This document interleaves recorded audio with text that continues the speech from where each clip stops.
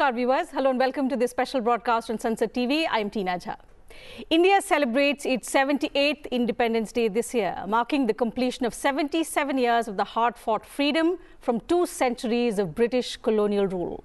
In the list of national holidays that we observe every year, this day holds tremendous ground as it serves as a reminder of the sacrifices made by countless freedom fighters who fought valiantly for our freedom and ushered in the dawn of a new beginning on 15th August 1947. Since then, each subsequent year has seen the nation pay tribute to the freedom fighters, reflect on its journey and achievements, and at the same time outline future goals. This year, the theme for Independence Day celebrations is Viksit Bharat, which translates to Developed India and which aligns with the Modi government's vision to transform the country into a developed nation by 2047, coinciding with the centenary of independence. Now, this vision encompasses various aspects of development, including economic growth, social progress, environmental sustainability, and good governance. And the prerequisite for realizing this vision is Atmanirbharta, or self-reliance, across different sectors that will define future growth and development. In this broadcast, we will talk about the goal of strengthening the country's security apparatus with a focus on achieving self-reliance in defense manufacturing progress. And for this, I'm pleased to welcome in the studio on this special broadcast, Lieutenant General Vipul Shinghal, Deputy Chief of Integrated Defense Staff, Doctrine, Organization and Training. Thank you, sir, for your time. Welcome to Sansad TV. Thank you very much. And to talk about the comprehensive strategy that blends economic growth with inclusive development, digital penetration and financial inclusion that will ensure that the rewards of economic advancement reach every segment of the society, promoting a more fair and prosperous future for every Indian. I am delighted to welcome Mr. Abhishek Singh, Additional Secretary, Ministry of Electronics and Information, Government of India. Thank you, sir, for your time as well. Welcome to the program. Lieutenant General, allow me to begin the program today with you. When we talk about Viksit Bharat, it envisages a comprehensive national development plan. How does it impact the defense sector per se? Yeah, so definitely the defense sector, I guess this can be taken in 2 parts. Firstly, for having a Viksit Bharat, you require a secure Bharat. And for that, the armed forces play a very important role. And having a credible, strong and modernized armed forces is a necessity so that a stable environment can be provided for India to develop. And to do this, India's armed forces are developing both technologically and modernizing themselves. The second aspect is that to have economic development, the defense sector can be an engine of growth. The defense sector itself, the defense manufacturing industry has got a fillip after Atmanirbharta in defense has been the buzzword. And the government has taken a number of steps to ensure that the defense manufacturing ecosystem builds up. And this provides, firstly, an engine of growth for economic development and also employment to our youth. So by both these aspects, by modernizing the defense forces and simultaneously doing it in an Atmanirbhar or a self-reliant way, we will be a part of Viksit Bharat. And I think defense industry and defense sector will play a big part in making Bharat Viksit by 2047. Certainly, when we talk about Viksit Bharat, Mr. Singh, we envision a technologically advanced, economically strong, and at the same time, socially progressive country. Thanks to digitalization, we've seen substantial transformation over the past 1 decade. The question now is, we want to take a significant leap and we have to build on this momentum. What is the action plan for that? See, like as you rightly said, India has been recognized as a global leader when it comes to building products really using technology. Like we have been the tech service providers for the world, whether the richest country in the world, their banking system, their transportation systems, all are mostly run by Indian companies. Then we have people of Indian origin who are running the top tech companies across the world. So, and then in the sphere of public service, the way as per the vision of Digital India laid down by Honorable Prime Minister, we have implemented programs like Aadhaar or UPI or DigiLocker, which ensures that each and every citizen has access to all public services. That has really transformed our economy, and the whole world is looking into it. And as we move forward, as we build up on our digital public infrastructure story, on our India stack story, we are now taking leaps in the field of technology like artificial intelligence, using AI to make public services accessible to every Indian in every language, making voice-enabled services. That's like the agenda for us in the days to come, and that will ensure that we retain our advantage when it comes to building tech products for public services service globally. More and more countries after the G20 conference summit last year are looking at India to provide our India stack solutions to be deployed in their countries. So India is going to be a provider of DPI solutions to not only the states within India but to countries across India. So that's something that we are going to see in the next few years, along with applications of artificial intelligence in almost all key sectors, including education, healthcare, and agriculture. You know, when I was reading the Viksit Bharat document and the goals that it sets, I came across a very interesting term, Fital Future. If you could shed more light on what this means and how this combines the physical growth with the digital aspect. See, phygital is a term which has been coined, which is like a combination of physical and digital. So what we see is that in almost every domain, there are services wherein part of the services are rendered in a digital format, and part of it goes into the physical format. So whether it's e-commerce, for example, e-commerce, when we do transactions online, we do all our purchases, groceries, books, everything online, but the actual delivery happens in person. Yeah. So while it's digital to begin with, it ends up to being a physical. Similarly, for public services, there are a lot of certificates, documents that are delivered digitally. For e-commerce, for banking services, for loans, mudra loans, like you can make an application for the loan physically, but when you get the actual money, you get into a bank account which you can go and withdraw in the ATM there. So almost all services today in the digital space have a physical component at some point of time.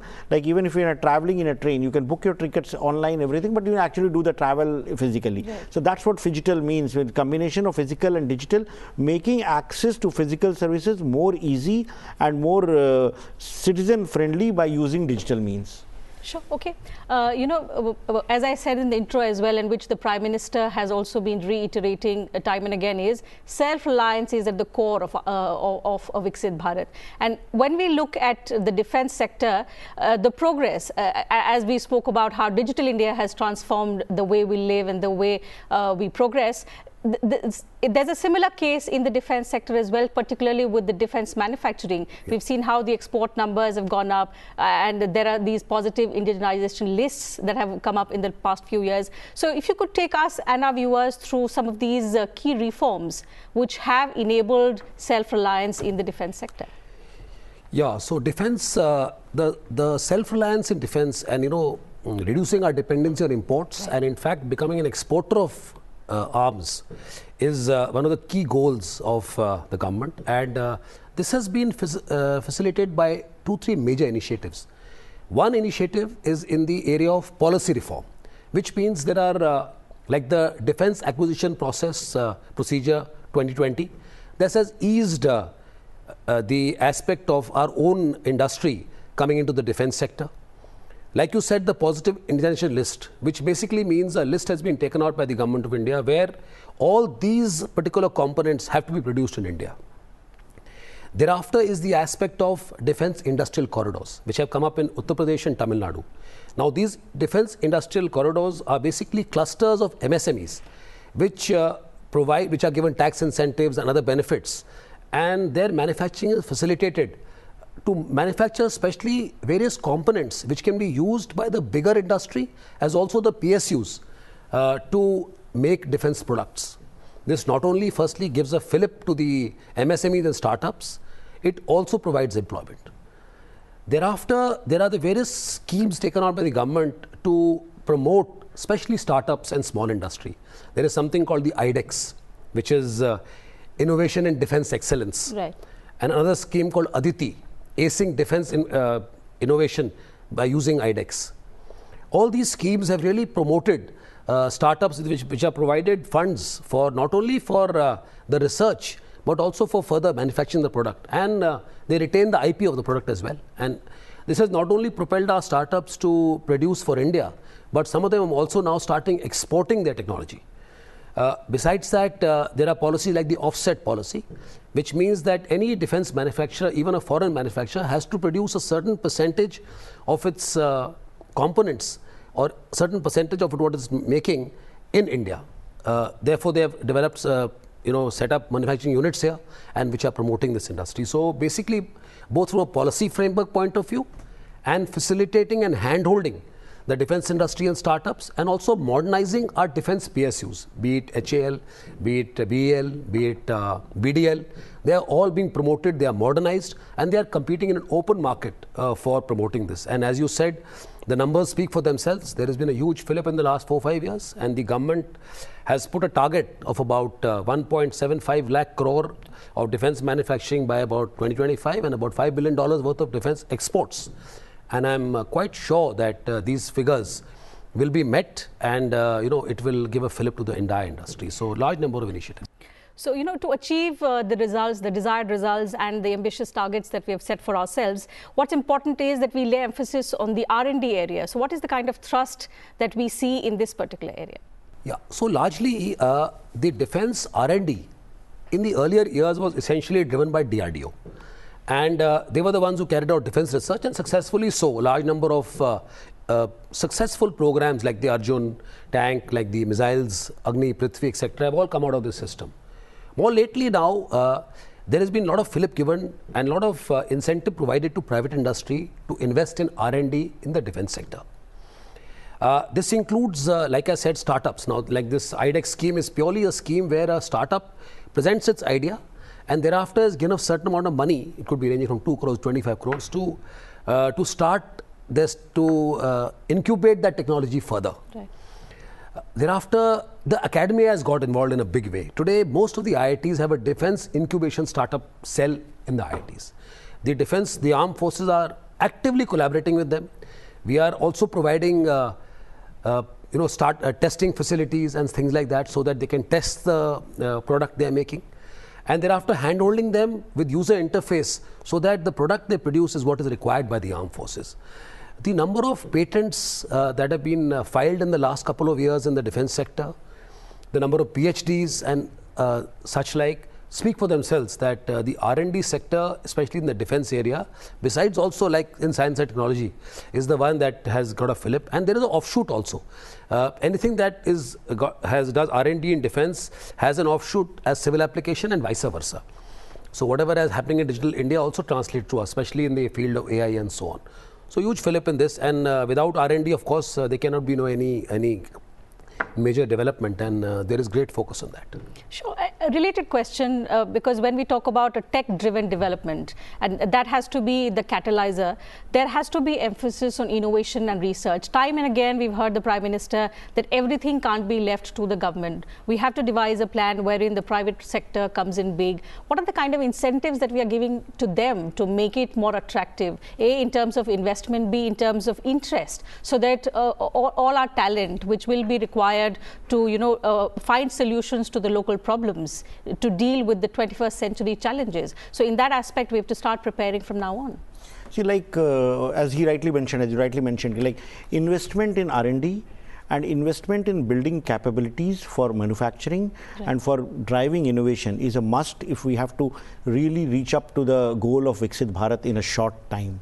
So in every sector, IDEX, we heard about what defense is doing, the DRDO, the work that is doing, but in almost every sector, the National Anusandhan Foundation, the Rashtriya Anusandhan Foundation, for which outlay of more than 50,000 crores has been made in the budget, in which allow private sector to also invest in R&D, take up projects and work along with the government to come up with innovative products. That's one key initiative which was announced in last year's budget and further augmented in this year's budget.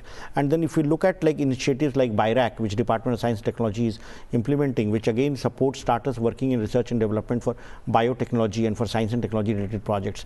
MeitY implements Samriddh scheme, TIDE scheme, which provides startups grants at various stages, at the foundation stage, at the maturity stage, at the product stage, so that they are able to go to the market, they are able to develop their products better, they are able to launch the products better. So then Startup India, the whole program about Startup India, because when it started like 10 years back, India hardly had any startups.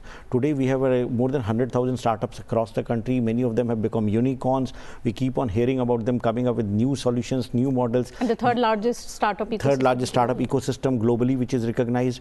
And yesterday only in the field of artificial intelligence, we heard about a startup called Sarvam, which launched its first Indian large language model with 2 billion parameters trained on trillions of tokens, and they open source many of the solutions which can be used by many players. So what is happening today is that almost every sector, there's a lot of focus on building capabilities in R&D, ensuring that whatever solutions are developed through research are actually productized by having partnership with industry, so that the knowledge is transferred to the industry, who can further get into manufacturing and build it to across the ecosystem. The whole PLI scheme, which was implemented for driving manufacturing, has been a big success, especially when it comes to the electronics sector. Like today, India has become one of the largest manufacturing base of the Apple phones. Foxconn, their factory employs more than 80,000 people at one place, and more factories are coming up. And with the PLI scheme in components coming in, with the PLI scheme in wearables, in tablets, notebooks coming in, we are going to see a lot of investment by Indian companies in building capabilities in manufacturing, in capabilities, in research, and be able to compete with the world's best. And that is like something which is essential not only for economic growth, but also for creating jobs, which is a very top priority for the government. Lieutenant General Singhal, Mr. Singh spoke about how the stress has been on building capabilities. If I relate it to the defense sector, and largely what we've seen is the model of working of this government has been streamlining procedures, bringing in transparency.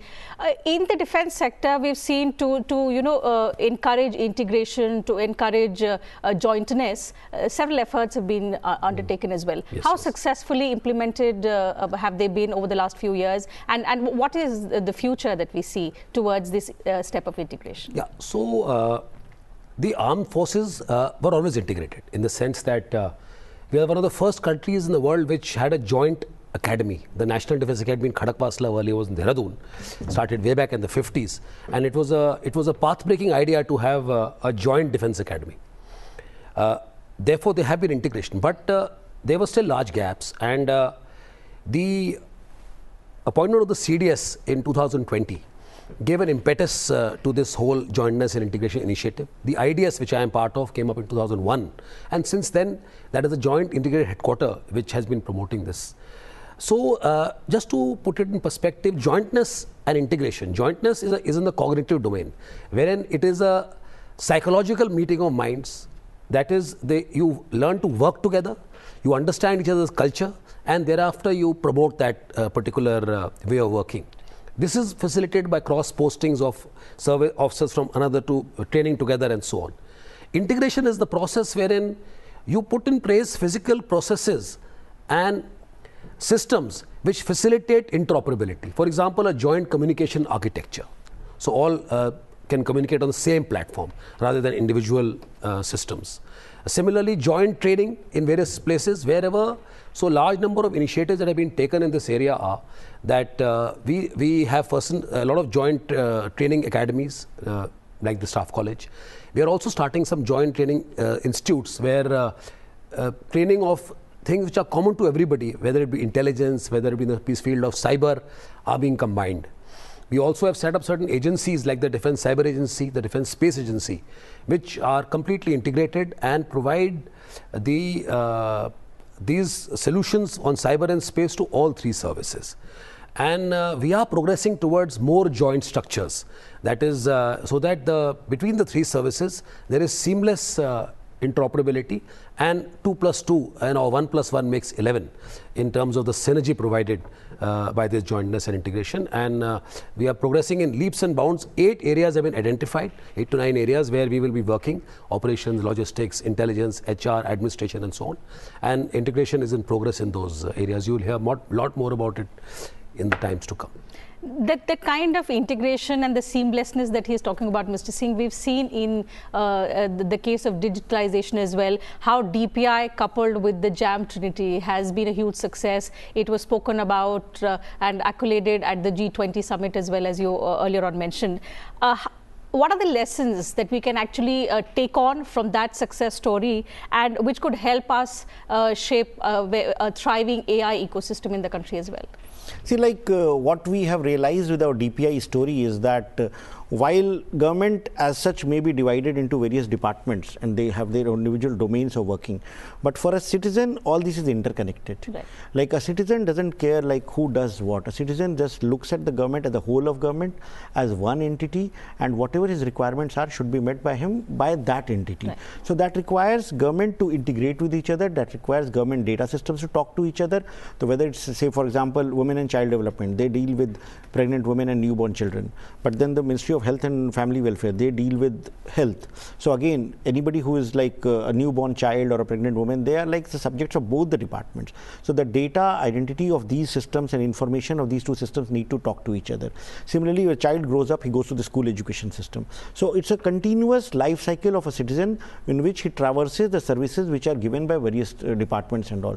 So in the field of artificial intelligence, what is being done is that the data with regard to citizens for delivery of public services and making citizens get what their rights are, what their entitlement is, it requires integrating these databases into a common datasets platform and then building up value added services on top of it using AI models. So for example, a citizen should be able to query in a random form and government's backend should be able to respond who will be delivering that. So for example, if a farmer wants to ask, like I have a soil I have a land in this particular part of India, then based on the location, we should be able to find out what is the soil health card data, what is the cropping pattern of that data, what is the rainfall data, and we should be able to give that advisory to him. So AI is enabling that kind of interface with citizens, where citizens will be able to query about anything and get the information from whichever source that information is there. It need not be that a farmer is going to agriculture department website. He should just go to one common end and he should be able to do that. And taking it to the next level, a project called Bhashini, which we are implementing, which is enabling services in all Indian languages and also voice enabled services. So that is trying to ensure that this query of citizens should not be only in typed format or an app or a website. Citizens should be able to talk to an app or maybe call up a toll-free number with a 2000 rupees phone and give his query, and the AI-enabled systems, the backend should be able to pull out that information, use generative AI and give the information back to the citizen in his mother tongue on voice, and that will be true empowerment. So the AI project that we are implementing today, many of these projects we are launching tomorrow on the occasion of the Independence Day that we are celebrating. So that will ensure the citizens actually get totally empowered and with the use of AI technologies and augmenting the delivery and reach and impact of public services. Clearly, so we've seen how technology for Indians has been a key enabler. We are now helping the others adapt to similar solutions as well.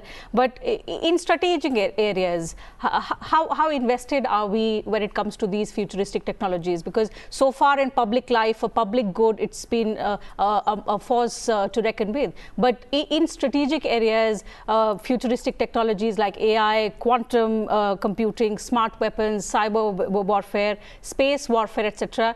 Do we see a future in the defense? Absolutely, absolutely. In fact, the last year by the Indian Army was declared the area of technology transformation and technology absorption. So we in the armed forces look at technology as first identification of technology we need, thereafter absorption of the technology, and then the adoption of the technology. And the recent conflicts, whether it be in Russia, Ukraine, whether what you see in the Middle East, or earlier the Armenia, Azerbaijan, we saw that how technology has changed the face of warfare. And we are fully alive to the fact that the future lies in investing and adopting and absorbing technology. Now, this is being done by a number of ways. Firstly, we have the huge startup ecosystem I spoke about.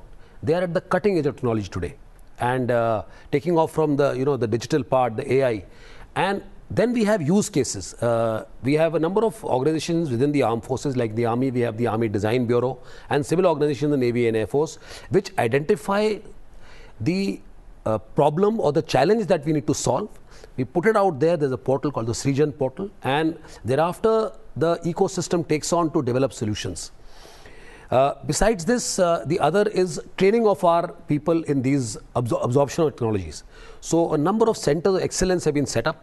Our various schools of instruction, each of them have been given a domain specialization. Someone is specialized in AI, someone in quantum, and even in data analytics, machine learning, and so on.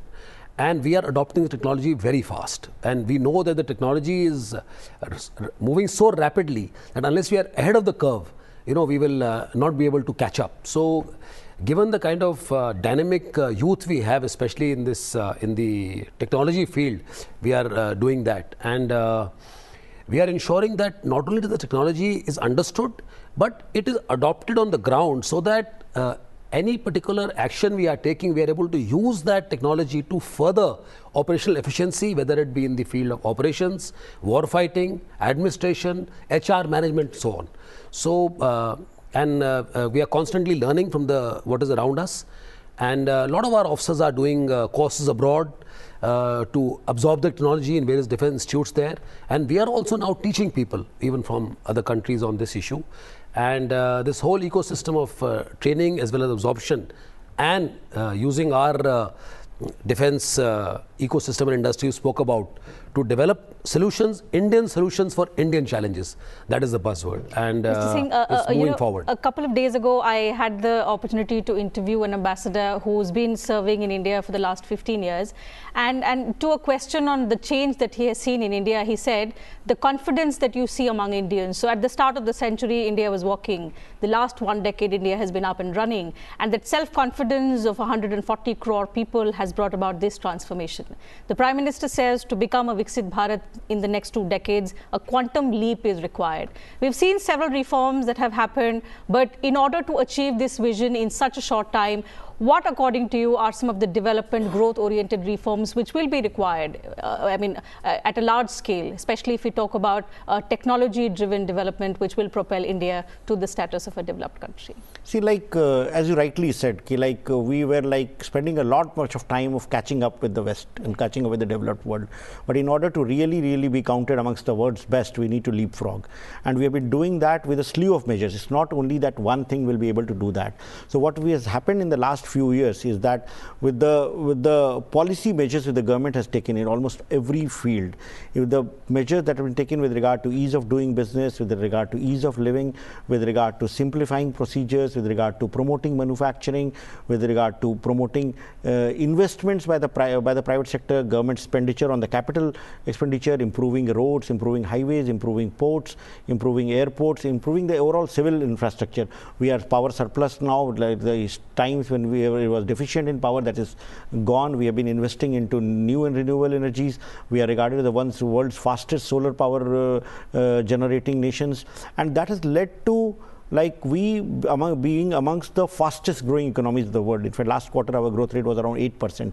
So if this is going to continue, then only we'll be able to reach the goal of $5 trillion economy in the short term, and in the long term by 2047 as one of the world's most developed countries. That's what is our ambition. That's what is the goal. So it will require again a renewed focus on bringing quality in our manufacturing, bringing capacity building at all levels, because we have a huge demographic advantage. We have 1.2 crore people who join the labor force every year. How do we ensure that these people who are joining the workforce, they become more employable, they become more productive, and they contribute to the economy? How do we ensure that agriculture, which employs almost 45% of our population, how does agriculture become more productive? So investments in technology there, natural farming has been one focus area of the government, but how do you bring in the best of the technology in driving growth in the agriculture sector? In manufacturing, the PLI scheme has yielded results, but if we have more investments with regard in R&D and more investments from the private sector for driving manufacturing, so that we become like the whole world is talking about a China plus one strategy. So with the geopolitics, the way it is shaping up, we have a huge opportunity to become a world leader in manufacturing sector. But there we'll need to put in more efforts in trying to ensure quality manufacturing in order to go up the value chain, and in order to ensure that our products compete with the best. And the services sector have been time and again our advantage, especially the IT and IT enabled sector driving growth has been the export oriented growth that we see in the IT and IT enabled sector.